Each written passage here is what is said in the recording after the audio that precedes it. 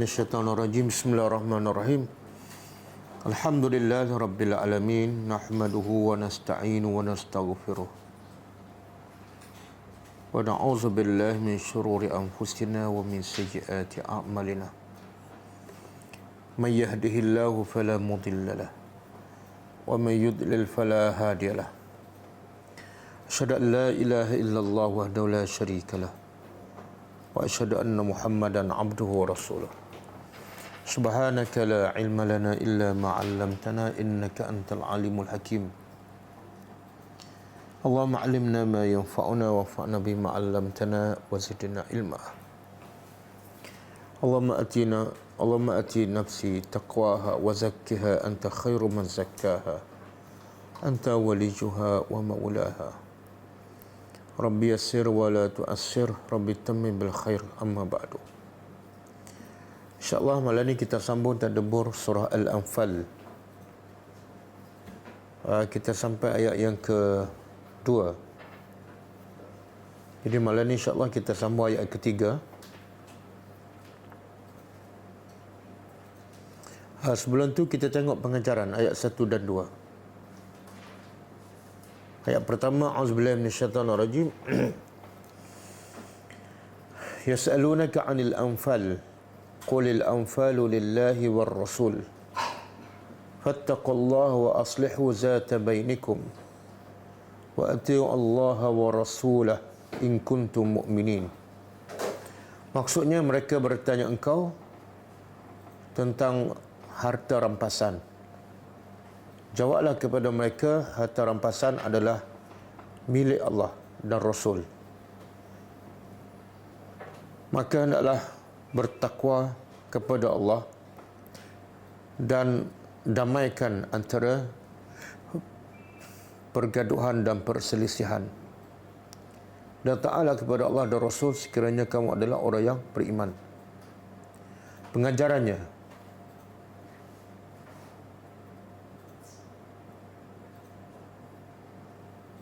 Rasulullah SAW adalah rujukan utama para sahabat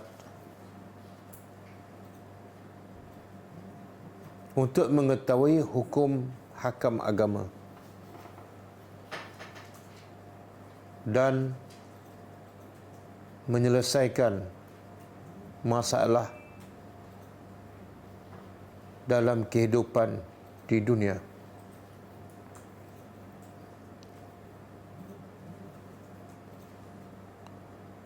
Yang kedua, para sahabat tidak pernah melakukan apa-apa amalan ataupun menetapkan apa-apa hukum melainkan setelah mereka bertanya Rasulullah sallallahu alaihi wasallam. Walaupun kedudukan para sahabat adalah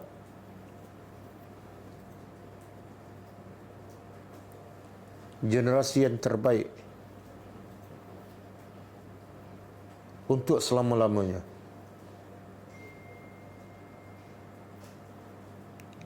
Yang ketiga,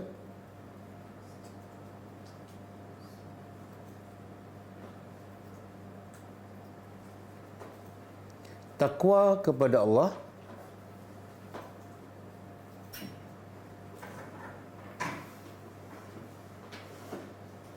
dan mendamaikan pergaduhan antara sesama manusia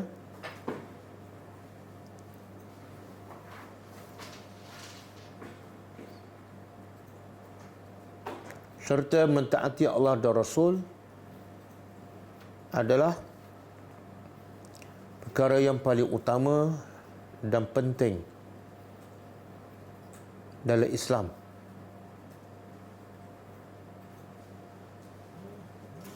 Bahkan jauh lebih penting daripada pembahagian harta rampasan.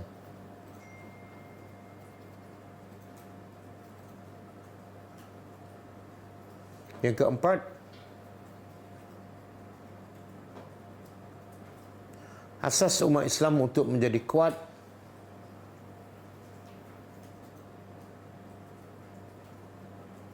Dan menang ialah sentiasa mentaati Allah dan Rasul.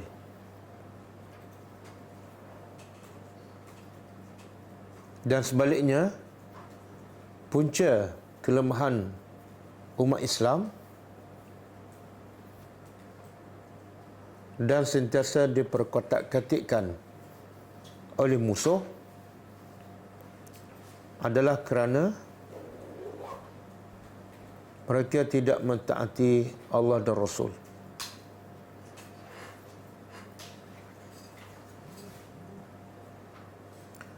Ayat kedua. A'udzubillahi minasyaitonir rajim. Innamal mu'minuna alladzina idza dzukirallahu wajilat qulubuhum wa idza tuliyat 'alaihim ayatuhu zadatuhum imana wa 'ala rabbihim yatawakkalun. Maksudnya, sesungguhnya hanyalah sifat orang beriman ialah apabila disebut nama Allah, hatinya takut dan gemetar. Dan apabila dibaca ayat-ayat Allah kepada mereka, iman mereka bertambah. Dan hanya kepada Tuhan mereka bertawakal. Pengajarannya, pertama, sifat utama orang yang beriman ialah sentiasa takut dan gemetar apabila disebut nama Allah atau perintah dan larangannya.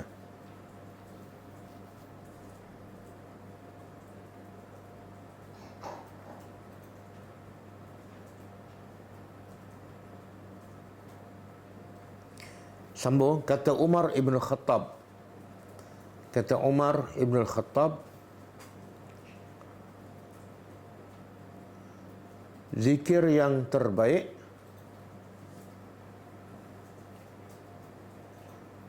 bukan zikir dengan lidah,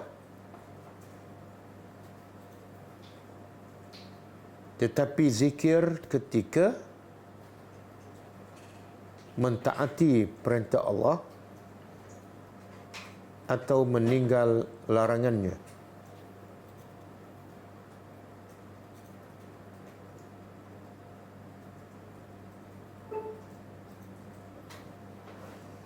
Yang kedua, sifat kedua orang yang beriman ialah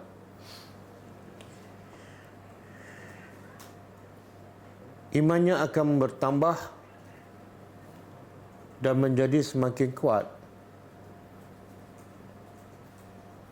apabila dia membaca atau mendengar ayat-ayat Allah.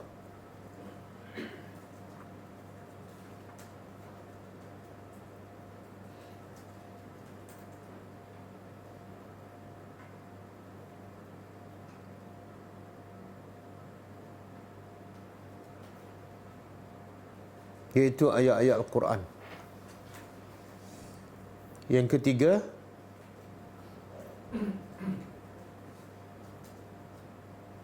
semakin manusia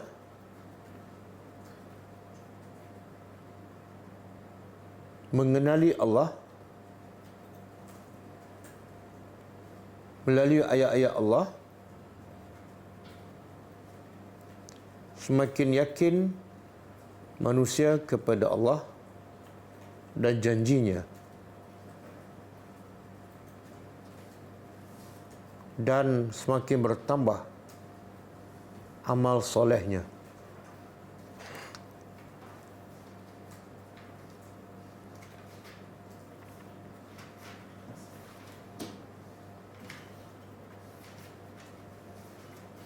Yang keempat,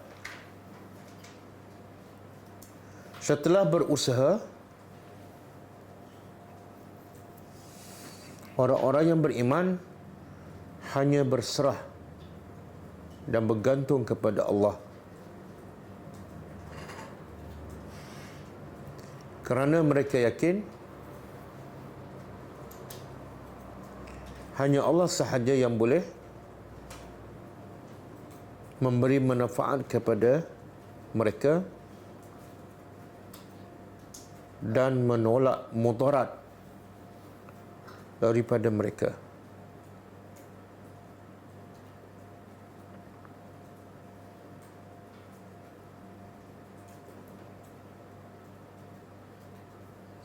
Okey, kita sambung tadabbur ayat seterusnya.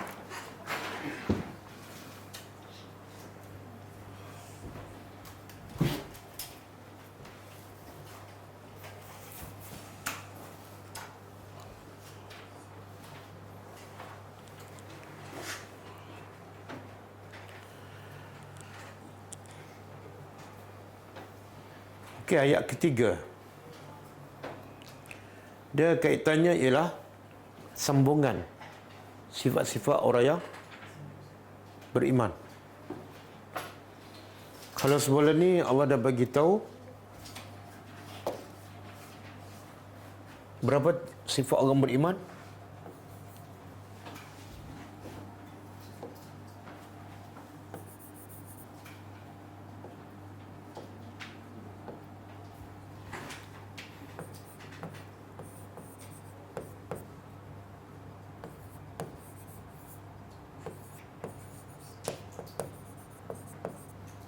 Satu apa dia? Takut bila disebut nama Allah.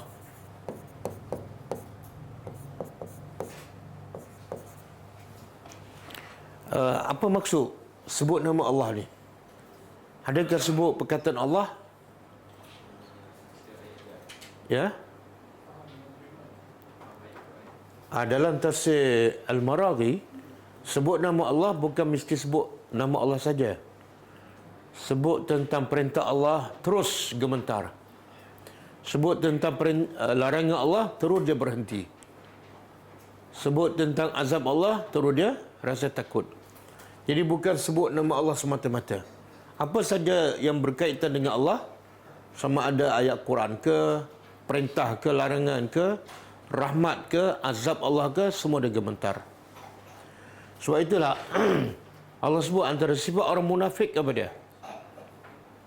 Ini sifat orang beriman. Sifat orang munafik apa dia? Apabila dia sebut nama Allah, dia tak rasa apa-apa. Bila dia sedang melakukan maksiat, dia kata kepadanya, ittaqillah, takutlah pada Allah. Dia bukan setakat tak rasa apa-apa, tapi dia sombong. Dia kata, kamu siapa kamu nak menegur aku? Walaupun dia sebut ittaqillah. Itu sifat munafik. Berlawanan dengan sifat orang beriman. Bila sedang buat kesalahan, dikatakan ittaqillah, terus berhenti. Okey. Yang kedua, bertambah iman. Bila tu? Bila dibaca ayat-ayat Allah. Kemudian yang ketiga, tawakal. Okey, tiga-tiga ni sifat ni, sifat hati ke ataupun sifat berbentuk zahir anggota badan? Hati kan? Takut di hati. Gemetar di hati kan? Takut pun di hati. Dan iman bertambah, hati. Tawakal, hati. Jadi tiga-tiga ni sifat hati ataupun sifat batin. Okey, ini sifat yang keempat. Ini sifat yang keempat. Allah kata apa? Sifat keempat iaitu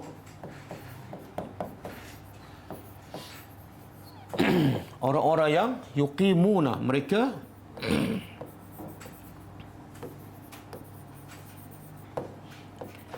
mendirikan salat.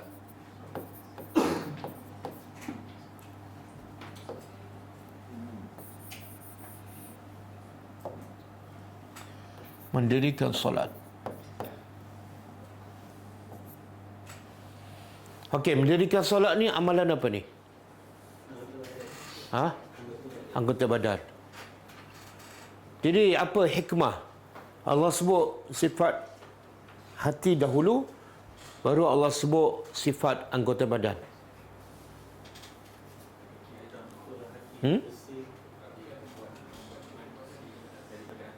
Apa dia?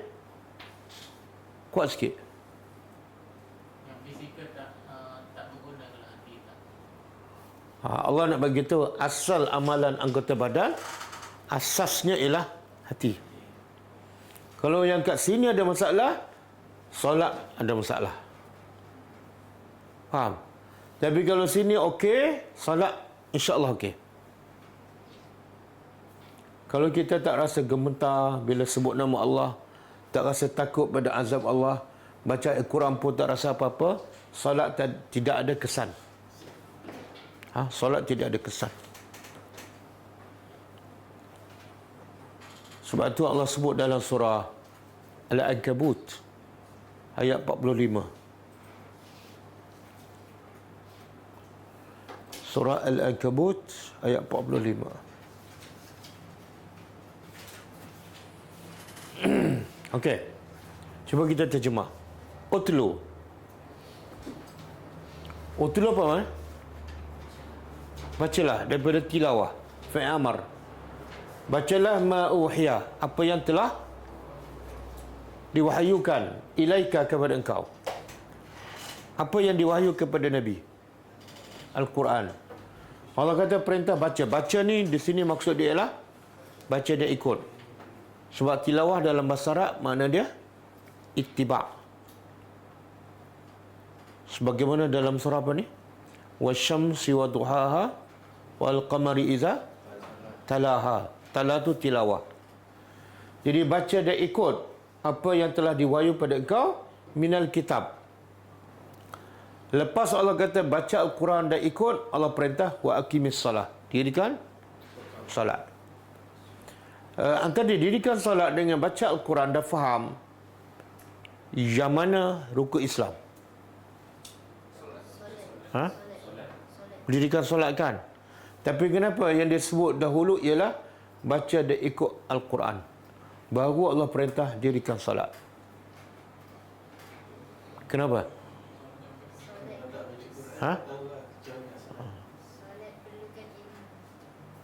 Solat perlukan ilmu. Sebab tu ayat yang surah Al-Anfal, bila dibaca ayat Quran imannya bertambah. Orang macam ni kalau solat khusyuk. Jadi Allah kata baca dulu Quran, faham dulu, lepas tu solat. Tapi sekarang terbalik tak? Dia solat dulu daripada kecil, baca Quran pun tak faham, dan tak rasa gemetar langsung, bahkan pensan. Kan? Lepas tu dia solat sampai ketua, dia tak rasa kemanisan solat. Dan solat ni kita nak tahu betul ke tak betul, apa dia? Nak tahu solat kita betul dan berkesan, apa ukurannya?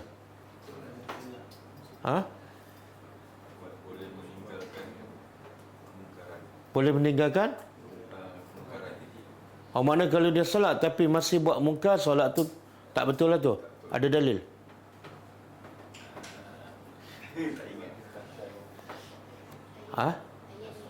Sebenarnya dalilnya ayat ni lah. Allah kata dirikan solat. Lepas tu Allah beritahu kenapa kena dirikan solat. Inna salata, sesungguhnya solat tanha. Solat tu boleh mencegah anil fahsya, daripada perbuatan keji dan mungkar.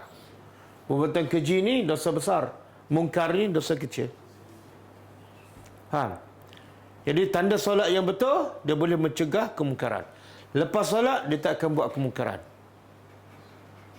Kalau lepas solat terus berulang kemungkaran, makna solat dia sia-sia.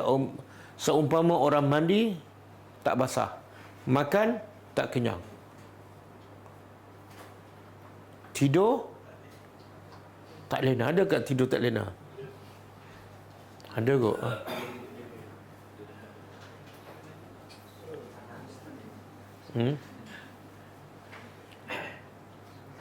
Jadi senang je, ukuran je.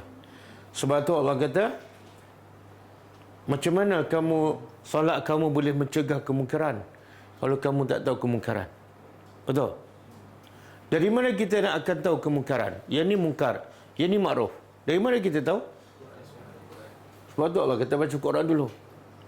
Kalau kamu tak baca Quran, lepas tu kamu salat, tiba-tiba kamu buat kemungkaran. Sebab apa? Kamu tak tahu pun. Oh, saya tak tahu Ustaz, dah 10 tahun saya buat benda tu. Sebab kamu tak faham Al-Quran. Faham? Ini kaedah yang betul. Kemudian Allah kata wala zikrullahi akbar, dan zikir kepada Allah itu adalah yang paling besar. Ada ulama ahli tafsir mengatakan zikrullah itu ialah solat. Jadi dalam banyak-banyak amalan, apa zikir yang paling besar? Solat. Kenapa solat zikir paling besar?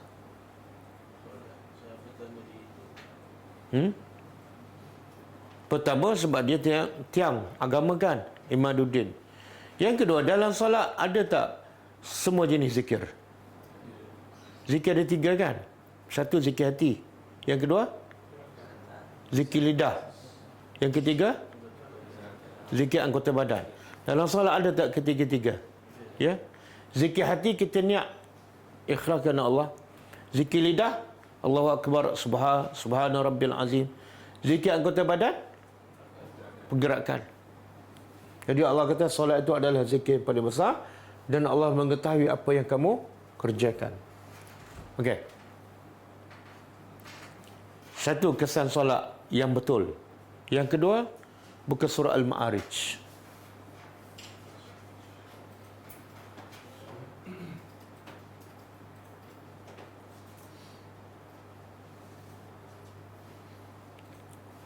Ayat 19. Okey. 19. Okey. Okey. Inna. Cuba terjemah. Sesungguhnya insan, manusia, khuliqa, dicipta. Khuliqa dicipta. Halu'a, keluh kesah. Betul tak? Keluh kesah. Keluh kesah tu macam mana? Allah hurai ayat seterusnya. Iaitu iza masau syarr. Apabila manusia ditimpa syarr, musibah, keburukan, jazua, dia kesah. Betul kan? Cuaca panas ke,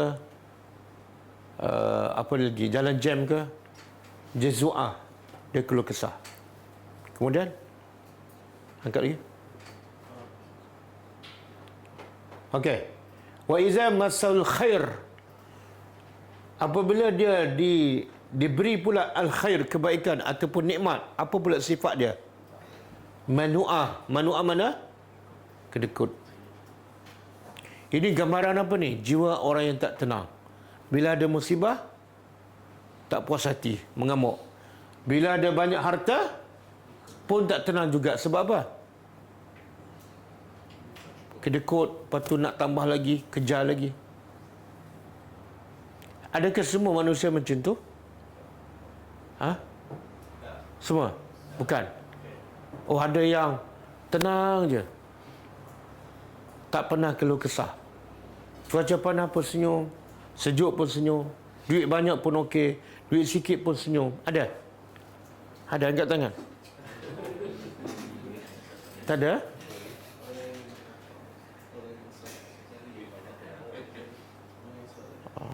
Allah kata illal musallin, kecuali orang yang salat. Kecuali orang yang salat. Makna apa tu? Kalau kamu salat dengan betul, tidak ada sifat keluh kesah. Bila ditimpa musibah, Nabi kata apa? Nabi kagum dengan orang yang beriman. Bila ditimpa musibah, redha, sabar. Dan itu adalah baik untuknya. Dia tak mengeluh, dia tak mengamuk. Dan bila Allah bagi apa? Nikmat, dia pemurah. Bagi je. Kan Nabi bila ada harta, orang minta, Nabi bagi semua tak? Bila Nabi bagi semua, Nabi ada takut tak? Takut tak cukup makan? Tak ada. Tak ada keluh kesah. Okey. Ini kesan kedua. Dan Allah kata, salat yang macam mana ni? Allazina hum ala salatihim daimun. Orang yang salatnya sentiasa istiqamah. Daimun tepat pada waktunya. Okey. Jadi kita bila ada masalah keluh kesah tak? Bila nampak polis keluh kesah tak? Mana solat ada masalah lah tu.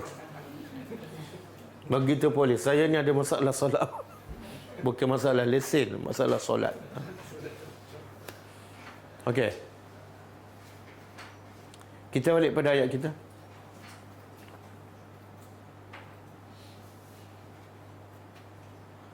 Mendirikan salat.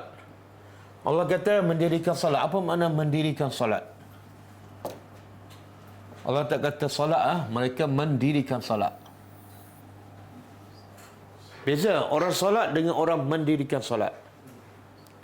Mendirikan salat ialah maksudnya mendirikan rukun-rukun salat dengan betul, wajib, perkara wajib dalam salat, sunat-sunat dalam salat, dan kemuncaknya khusyuk.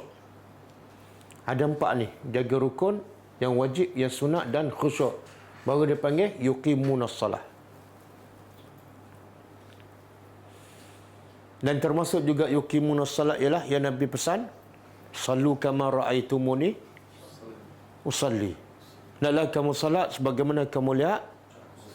Kalau kamu salat tak sama dengan Nabi, itu bukan yuqimus salat, itu salat. Yang Nabi kata ada salat macam ayam patuk kan? Itu bukan yuqimus salat. Yang Nabi kata ada salat macam anjing kan? Itu bukan yuqimunas salat. Yang Nabi kata ada orang salat tapi mencuri dalam salat. Macam mana mencuri dalam salat? Tidak ada tamak ninah ketika rokok, dan ketika rokok belakangnya pun tak lurus. Ketika sujud pun tidak ada tamak ninah. Ini Nabi kata pencuri. Bahkan Nabi kata pencuri yang paling jahat ialah yang mencuri dalam salat ketika sedang sembah Tuhannya. Itu bukan yuqimunas salah. Sebab tu salat Allah macam ni tak akan memberi kesan. Dia tidak akan memberi ketenangan dalam hidupnya. Dan termasuk juga lelaki yuqimus salat ialah salat berjemaah. Salat berjemaah di masjid. Itu yuqimunas salat. Buktinya apa? Nabi nak bakar, siapa yang tak pergi? Bila Nabi nak bakar, mana mereka yang salat di rumah, bukan yuqimunas salat. Okey.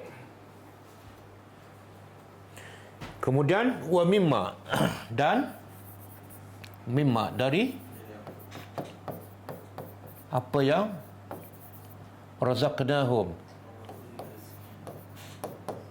kami beri rezeki pada mereka,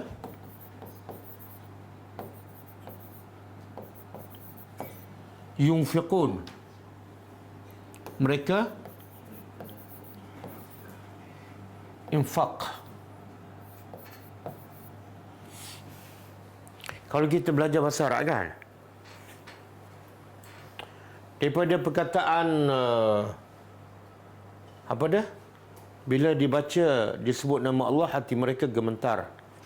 Kemudian bila dibaca ayat Allah, iman mereka bertambah. Lepas tu mereka yatawakkalun.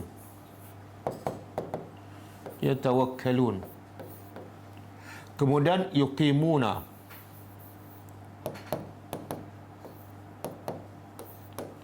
kemudian yunfiqun.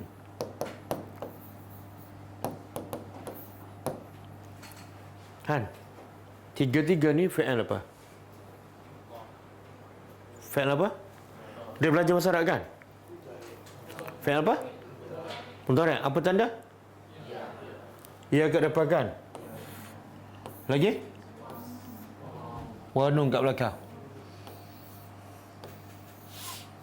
Okey, kalau nak terjemah apa dia? Sentiasa. Jadi kenapa Allah guna sifat orang beriman ni dalam bentuk fi'il mudhari'? Allah nak beritahu apa tu? Orang beriman sentiasa jaga solat. Bukan bermusim. Bukan bulan Ramadan baru solat. Orang beriman sentiasa tawakal pada Allah. Bukan bermusim. Dan orang beriman sentiasa infak. Bukan bulan Ramadan. Bukan 10 Zulhijjah aja. Kenapa tak infak? Tunggu 1 Zulhijjah. Sebab Nabi kata, pahala yang paling besar ialah 1 hingga 10 Zulhijjah. Belum beriman. Kalau beriman, sentiasa. Allah sebut dalam surah Baqarah, allazina yunfikuna amwalahum bil-laili wan-nahar sirran wa alaniyah. Sifat orang beriman sentiasa infak siang dan malam dari segi waktu. Kemudian sirran wa alaniyah dari segi cara bersedekah. Sama ada cara bersembunyi ataupun kadang-kadang terbuka. Tidak ada musim. Yang infak subuh tu bukan orang beriman. Orang beriman ialah infak subuh, infak zuhur, infak asar, infak maghrib dan infak isya. Okey. Nak infak ni ada 4 syarat. Infak ada 4 syarat. Apa dia syarat dia?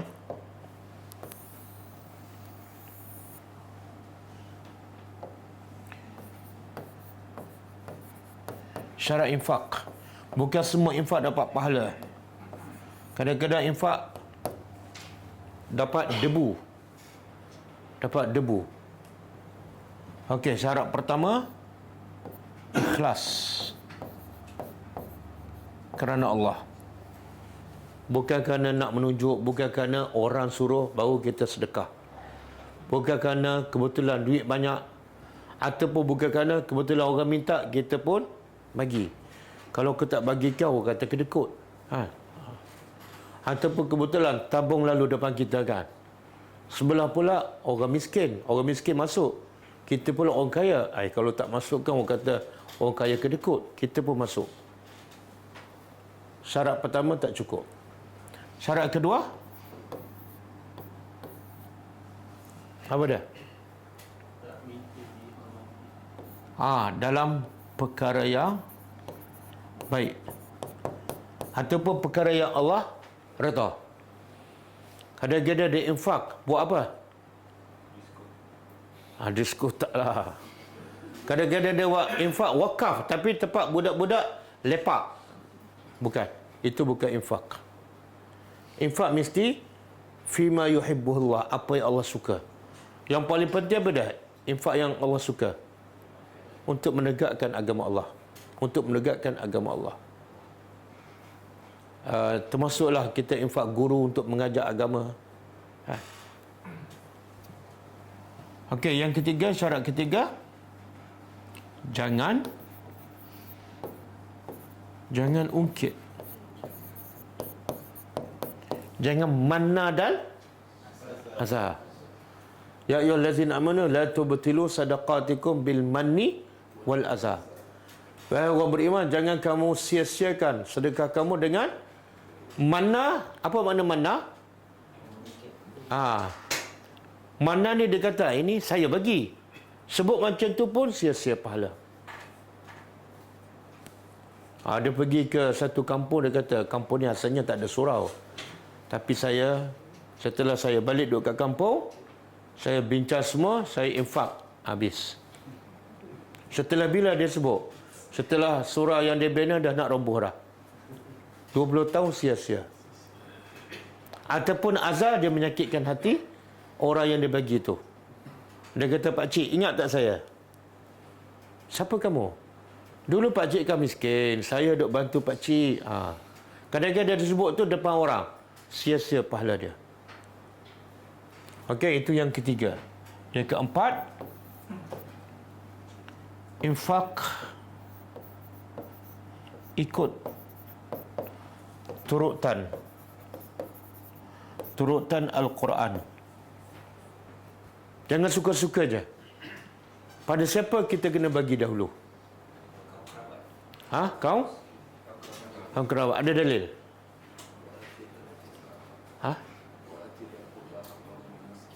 Ayat apa? Surah apa? Tak tahu. Surah Baqarah ayat 215. Cuba tengok. Surah Baqarah ayat 215.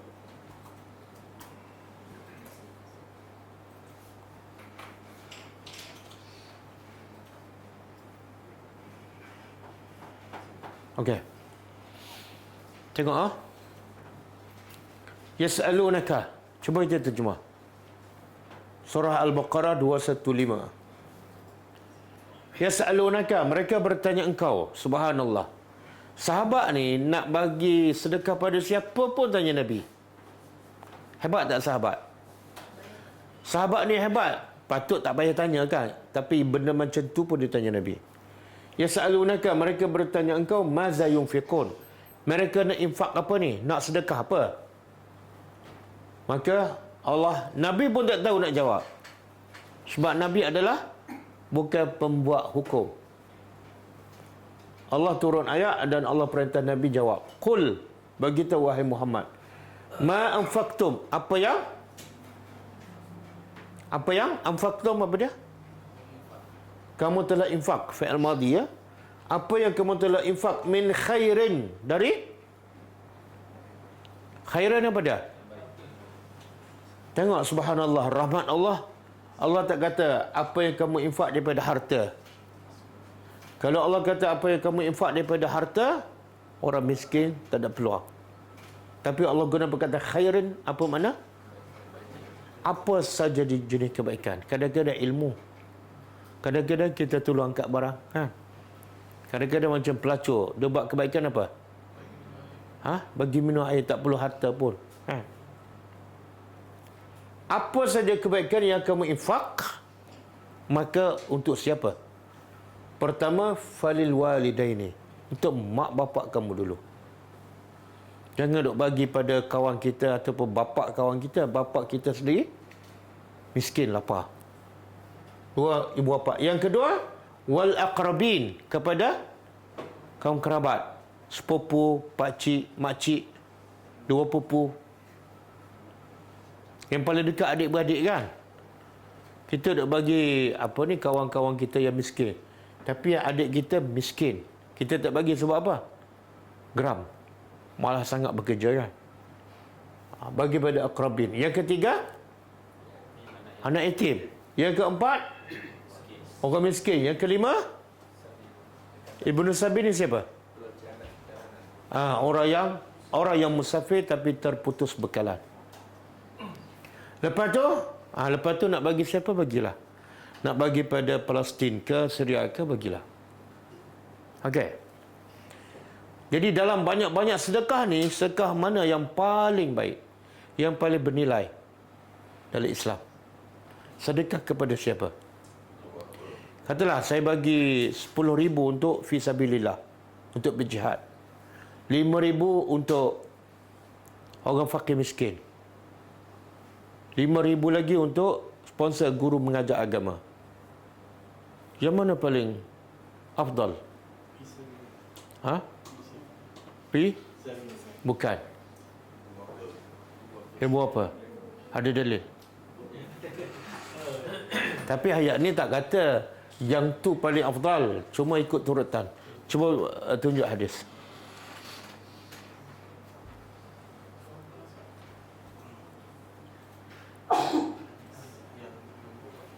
Yang mula-mula.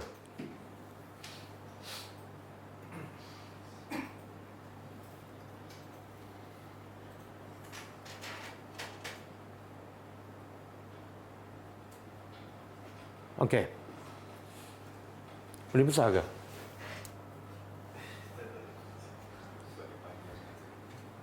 Kenapa tak boleh kontrol kat sini? Okey. Cuba kita terjemah. An Abi Hurairah. Daripada ingat Abu Hurairah ni orang miskin. Ahli sufah, tak ada rumah, tak ada tempat tinggal, duduk masjid je. Tapi bila kita nak belajar agama, nak belajar hadis sahih, mesti sebut nama dia. Dan mesti dia dapat pahala. Lagi ramai orang sebut nama dia, lagi banyak pahala dia. Walaupun dia miskin harta, tapi dia kaya pahala. Daripada Abu Hurairah radhiyallahu anhu telah berkata, qala Rasulullah sallallahu alaihi wasallam. Selawat. Sallallahu alaihi wasallam. Dinar. Cuba terjemah. Dinar tak payah terjemah. Dinar yang anfaqtahu, yang engkau infakkannya fi sabilillah, pada jalan Allah. Wa dinar, dan dinar anfaqtahu, yang engkau infakkannya fi raqabah. Raqabah memerdekakan hamba. Kadang-kadang merdekakan hamba mahal, kadang-kadang mungkin 10,000. Kemudian dinar, tasaddaqta bihi ala miskin. Dinar yang engkau sedekahkan kepada orang miskin. Dan dinar anfaqtahu, yang engkau infak kepada ahli keluarga engkau. Berapa tu? Fisabilillah, merdekakan hamba, miskin dan ahli keluarga. Maka Nabi kata a'zamuha ajra, yang paling besar ganjaran pahala ialah a'zam. A'zam ni paling besar. Allazi anfaqtahu ala ahlika, yang engkau infak kepada ahli keluarga engkau. Boleh faham? Kita bagi makan pada isteri, bagi makan pada anak, beli baju pada mereka yang diperlukan, sebenarnya lebih afdal daripada kita infak fi sabilillah. Kan? Tapi jangan pula sampai membazir, berdosa pula. Sayang pada isteri, bagi 10 helai kali beli, kan. Sebab apa? Ni Nabi kata ajra, a'zamu ajra. Tengok-tengok dapat dosa pula, dosa membazir. Okey. Jadi suami-suami, bapa-bapa tu jangan kedekut nak belanja pada keluarga. Dan jangan terlalu pemurah pada kawan-kawan. Dengan kawan-kawan bukan main lagi, tapi dengan keluarga berkira sakan. Dengan keluarga makan kat gerai je. Dengan kawan Hadramaut, kan? Oh. Moses.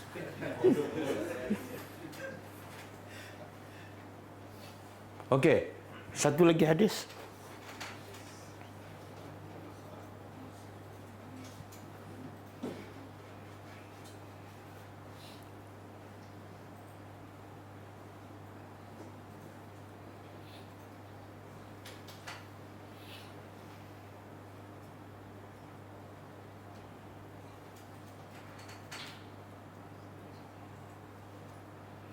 Okey. Ini maksud dia lebih kurang sama daripada Jabir, anna Nabi SAW, sesungguhnya Nabi SAW qala li rajulin, baginda berkata pada seorang lelaki, ibda bi nafsika, mulakan dengan diri engkau. Apa maksud dia?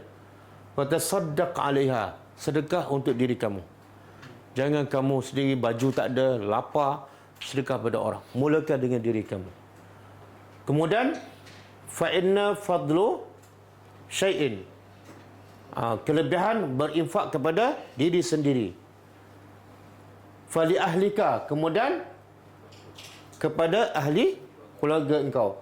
Fa inna fadlun an ahlika syai'un, bagi pada keluarga kita, anak isteri, itu kelebihan yang lain pula.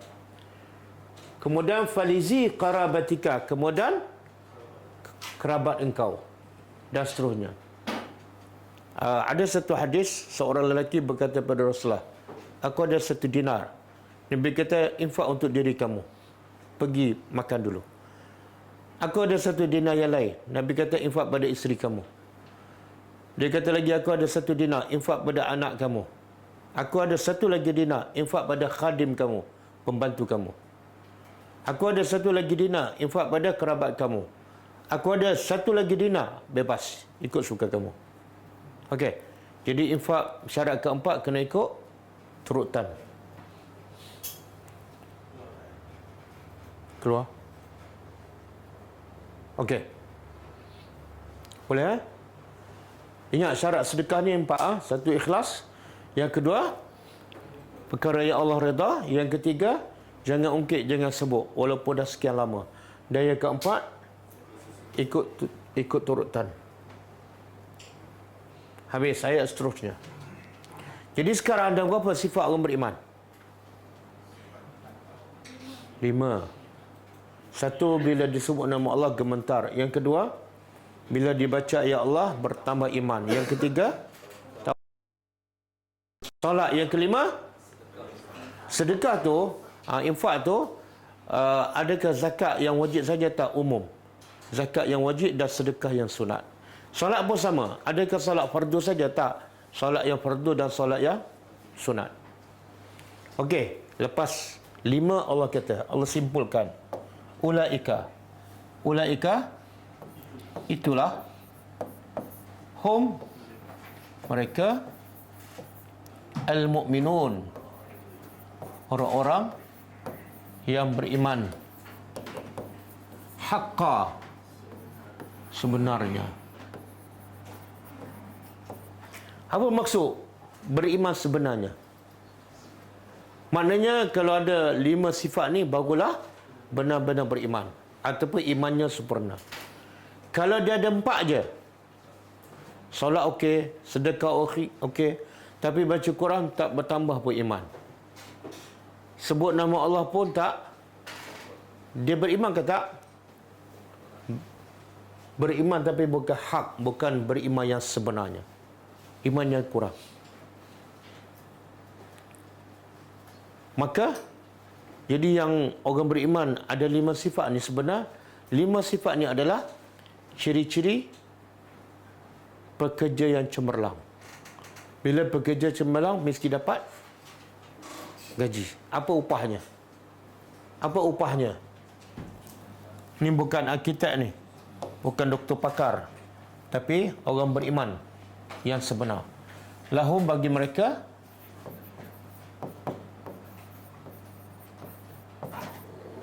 darajat.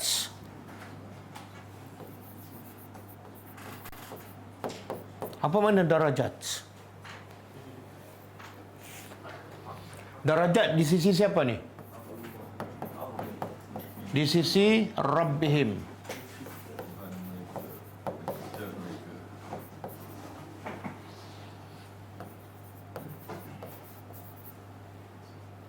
Satu. Darajat ni apa makna dia?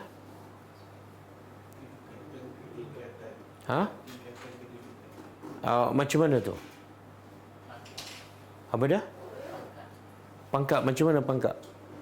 Kalau kat Malaysia, kalau kat dunia kita tahu pangkat, contohnya Datuk, kan? Lepas tu Datuk Seri, lepas tu Tan Sri, lepas tu Tun, lepas tu berseri-seri. Okey, itu kat dunia. Kalau kat syurga? Apa dia? Wali. Kalau syurga yang paling tinggi, apa nama dia? Paling tinggi. Tempat dalam syurga yang paling tinggi. Bukan. Syurga paling tinggi Firdaus, tapi dalam syurga Firdaus ada satu tempat yang paling tinggi.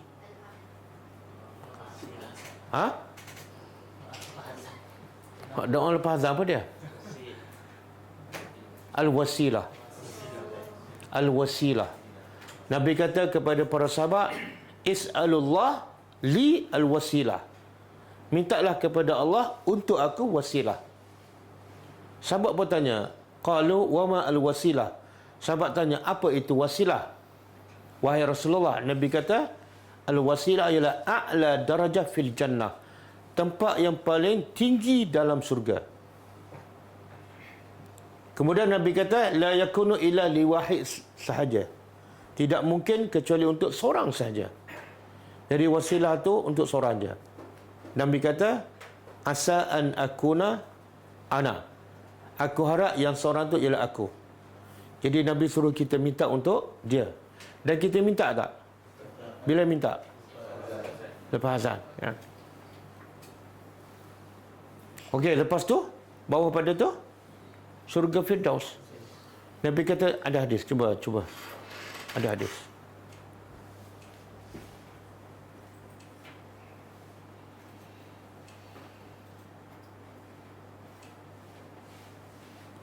Okey.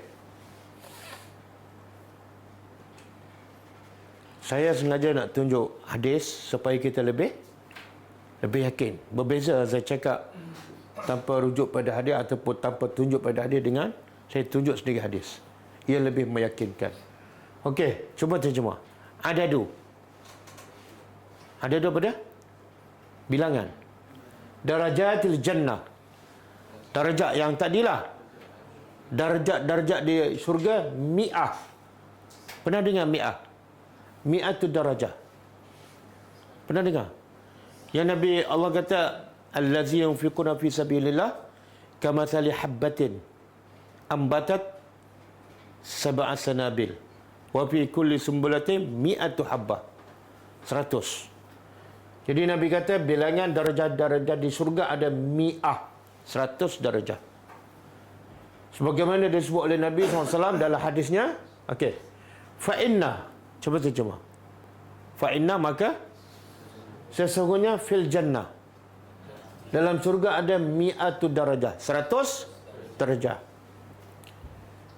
Beza antara darjah tu jaraknya berapa jauh? Ma baina kulli darajataini kama baina as-sama'i wal ard. Beza antara setiap darjah seumpama beza antara bumi dengan langit. Makna kalau tingkat ke 100, kita nak turun tingkat ke 99, seumpama kita turun daripada langit ke bumi, baru 1 darjah.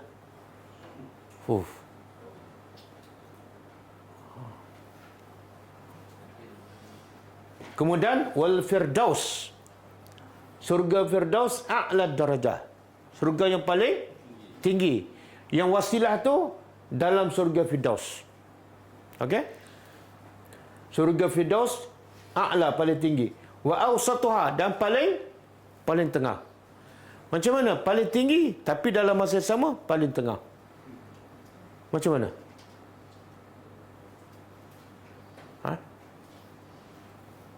Kan? Takkan nak tunggu masuk dulu baru boleh bagi tahu. Dia macam ni. Dia surga ni macam piramid. Ini surga Firdaus. Paling tinggi kan? Dan dia paling tengah. Ini surga yang lain. Dia di tengah dan dia juga paling tinggi.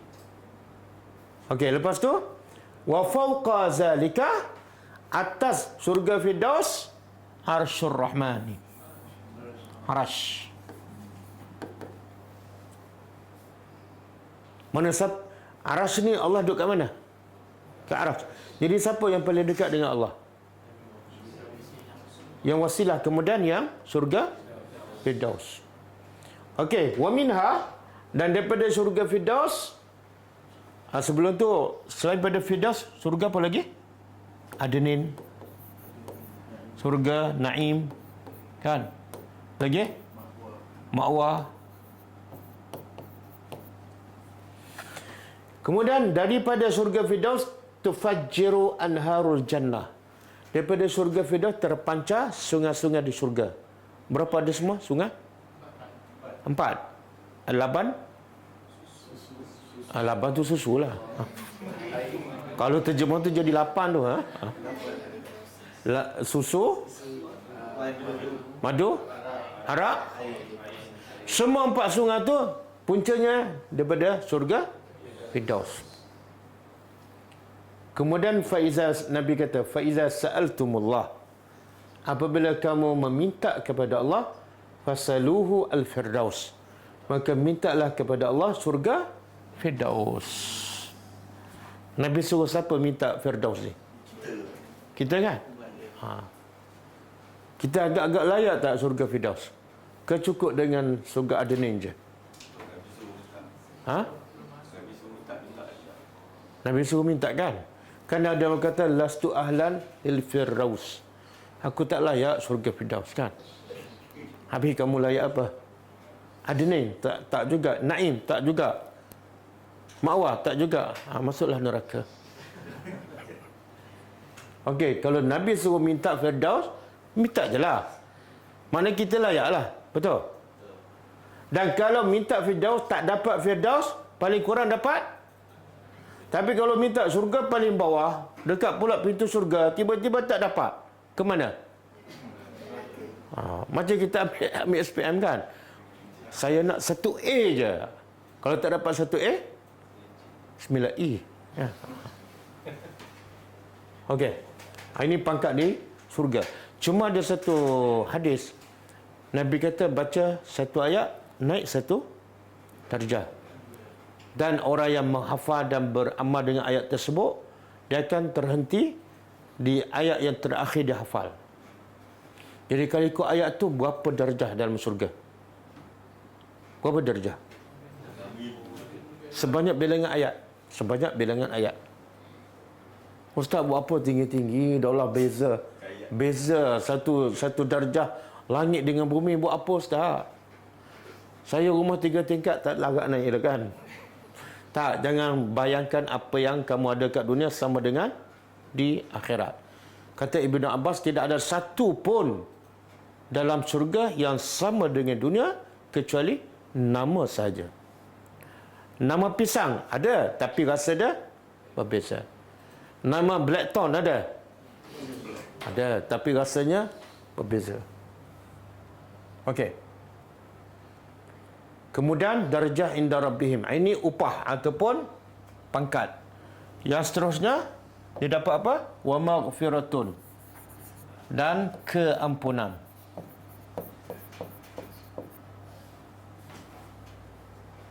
Wa rizqun, dan rezeki karim, yang karim apa dia? Apa maksud ni? Rezeki yang mulia ni.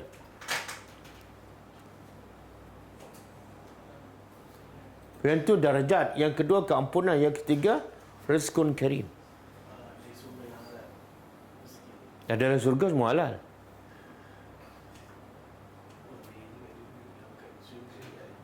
Ini dalam surga ni. Allah tak balas kat dunia. Dunia ni sementara. Apa dia? Sebenarnya bila Allah sebut rizqun karim dalam Al-Quran, dia adalah surga. Surga. Kenapa Allah kata karim?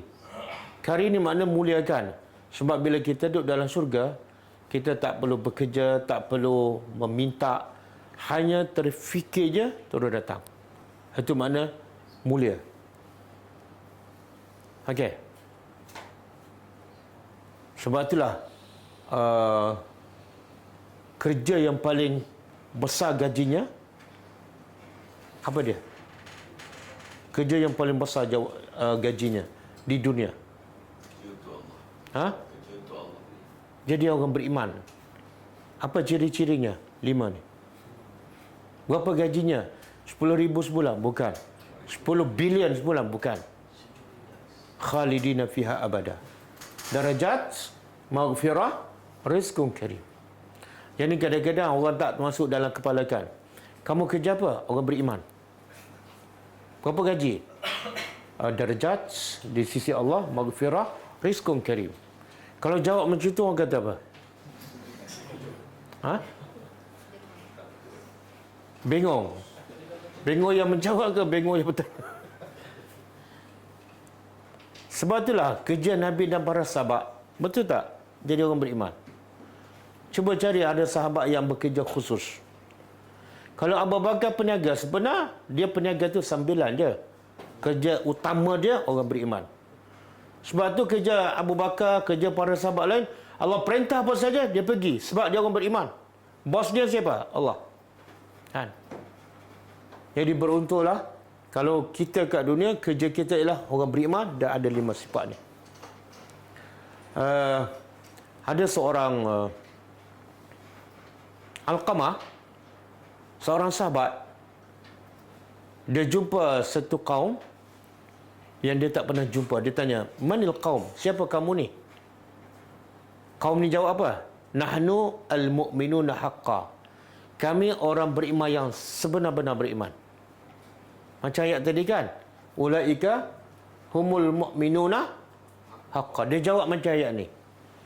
Jadi Alqamah tergamar, dia tak tahu nak tanya apa. Sebab kawan tu klaim dia mu'minuna haqqa. Dia pun jumpa Abdullah bin Mas'ud. Dia pun cerita, ada aku jumpa satu kaum, aku tanya dia, siapa kamu? Dia jawab, kami adalah mu'minuna haqqa. Maka Abdullah bin Mas'ud kata, kamu tak jawab balik pada dia? Tak, aku tak tahu nak jawab apa. Maka kata Abdullah bin Mas'ud, bila-bila kamu jawab macam ni.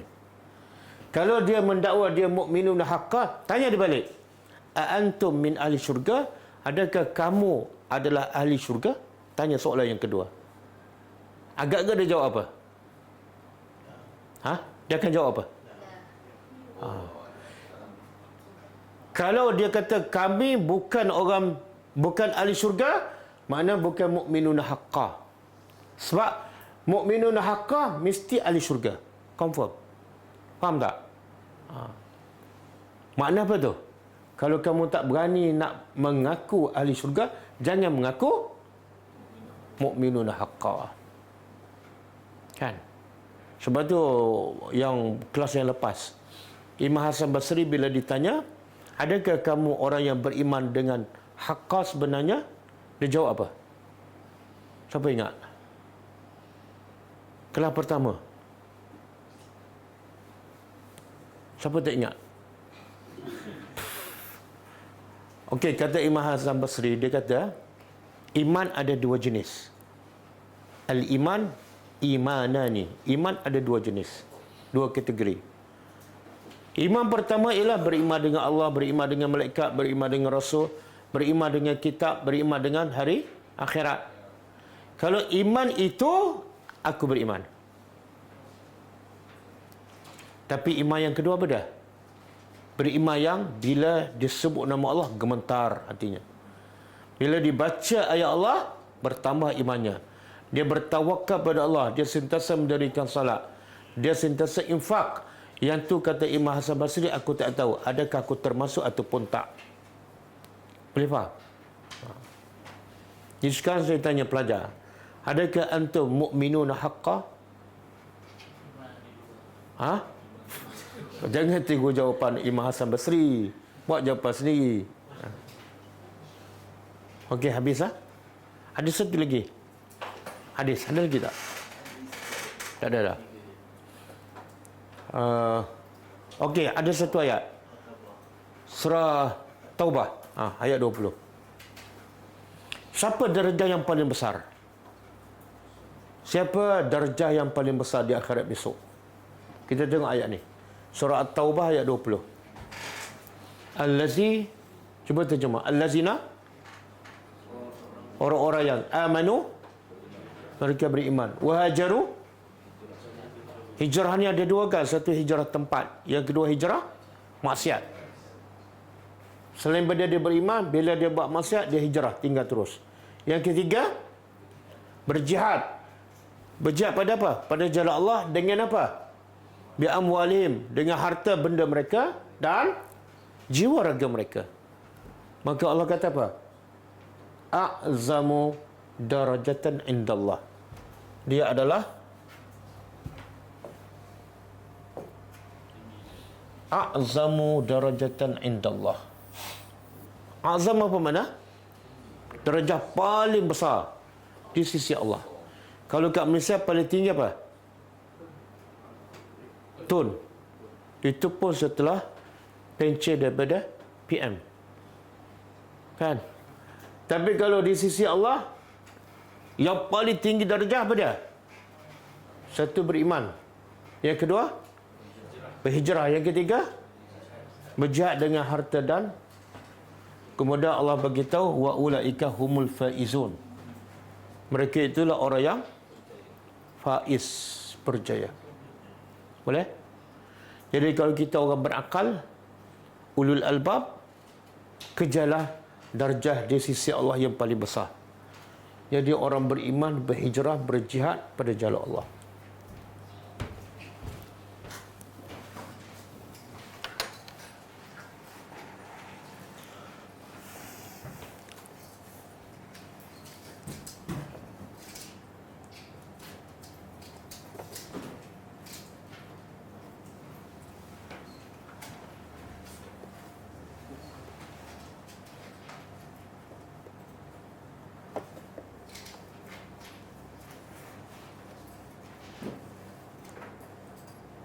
Okey, kita baca sikit buku ni. 62 amalan pembuka pintu syurga.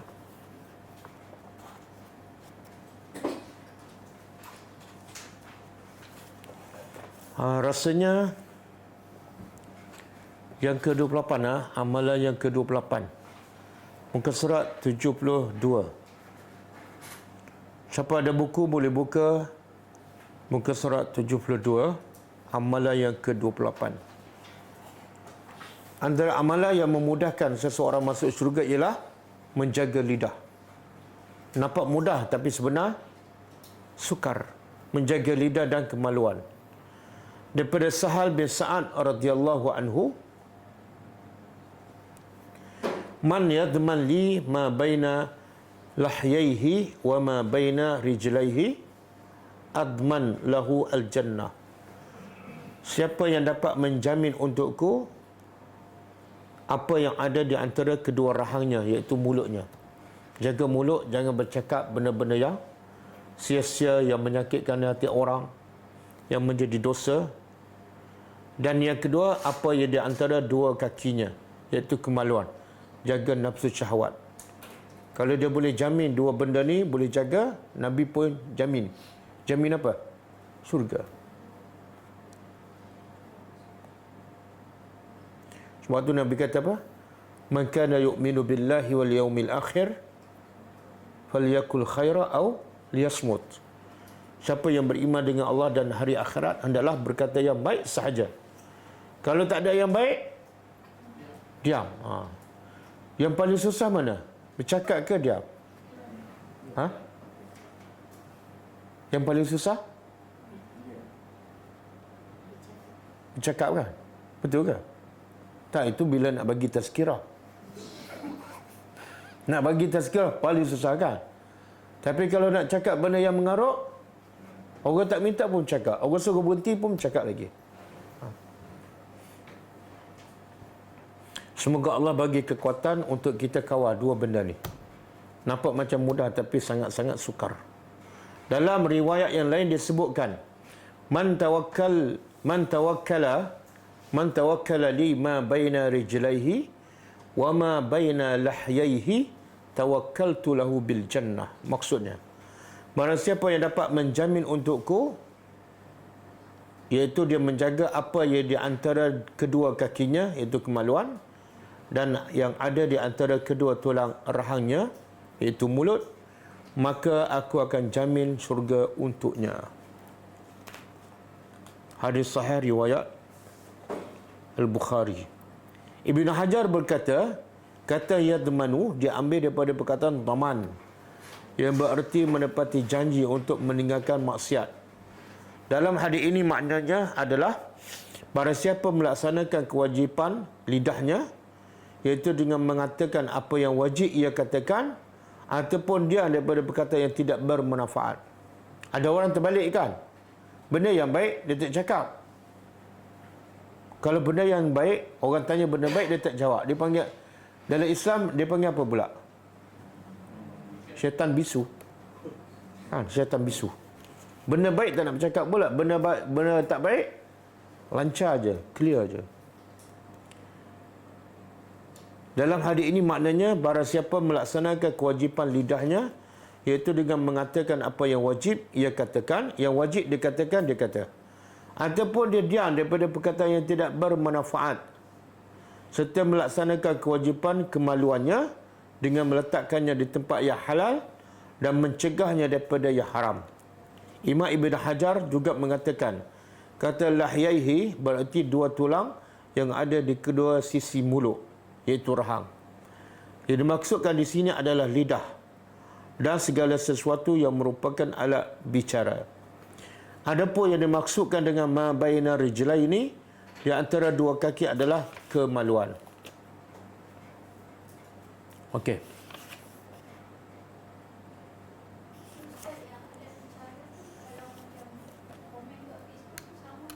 Sama je. Itu bercakap dalam bentuk tulisan, sama je.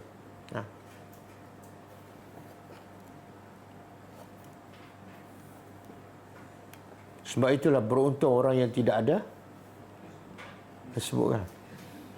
Betul. Saya ada tapi saya tak buka. Kalau saya buka, tak tahulah berapa masa banyak saya akan habis kat situ. Nak buka, nak baca, nak jawab. Lepas tu hati pula sakit kan. Baik tak ambil tahu.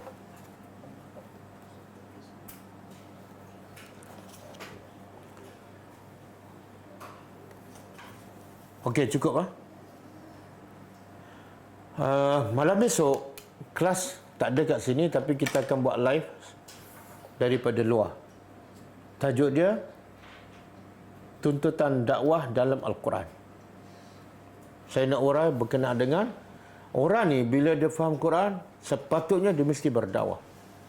Sebab tidak ada ayat Al-Quran yang hanya untuk dipelajari ataupun diamalkan. Mesti kena sampaikan. Itu tajuk tu, tuntutan dakwah dalam Al-Quran. Kemudian malam lusa. Malam besok tu pukul 9. Kita buat live daripada satu negeri di Malaysia. Kemudian Khamis malam, itu kita tak tetap, nanti kita akan bagi tahu. Mungkin pagi kami juga kita akan buat satu perjumpaan dengan pelajar dan mungkin kita akan buat live. Cuma kami malam cuti ya. Ada sup tulang. Sup tulang boleh tangguh ke? Boleh tangguh kan? Boleh tangguh ke Jumaat malam? Kalau tak boleh, kita buat kelas juga. Okey? Boleh? Jadi, kami malam kita cuti. InsyaAllah kita sambung pagi. Malam besok ada live. Kemudian, pagi Jumaat ada kelas. Dan Jumaat malam pun ada kelas insyaAllah. Kita tutup dengan membaca tasbih kafarah. Subhanakallahumma wa bihamdika. Asyhadu an la ilaha illa anta astaghfiruka wa atubu ilaik. Assalamualaikum warahmatullahi wabarakatuh. كتاب الله ترق جنانه وتنل